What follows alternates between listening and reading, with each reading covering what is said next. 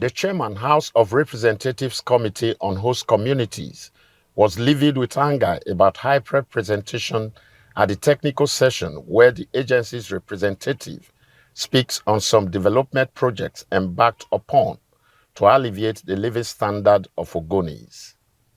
But the House Committee chairman contends they are not yet as impactful as expected.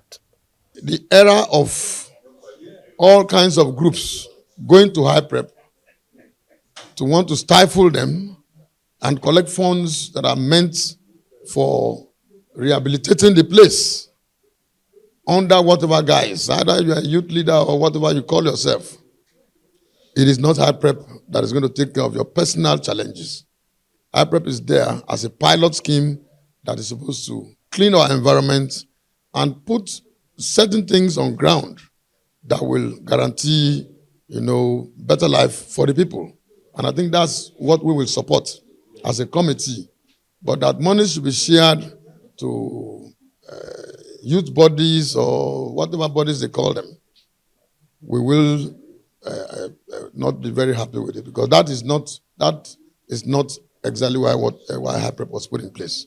A member of the House of Representative Committee on Host Communities says the PIA is not perfect, but a work in progress. When you have legislations like these or bills that have been assented to, by the president into law, you will always find, some of these loopholes that some of these players will want to capitalize on. That's where we come in. We will not let those loopholes be there because at the end of the day, the host communities must be protected.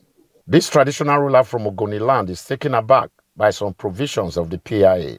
You cannot say you're going to give 3% to the community that have been suffering for a very long time.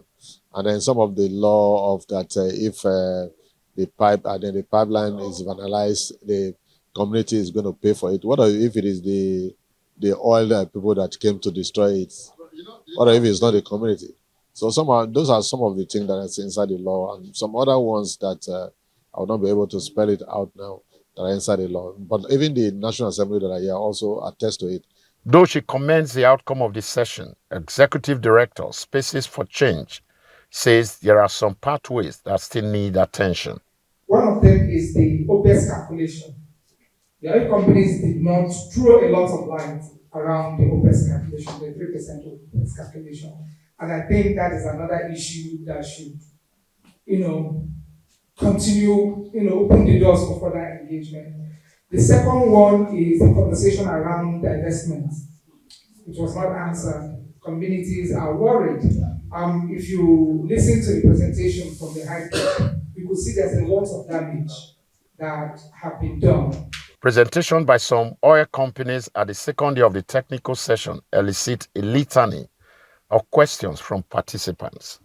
From Port Harcourt, the River State capital, Andy Omano, Arise News.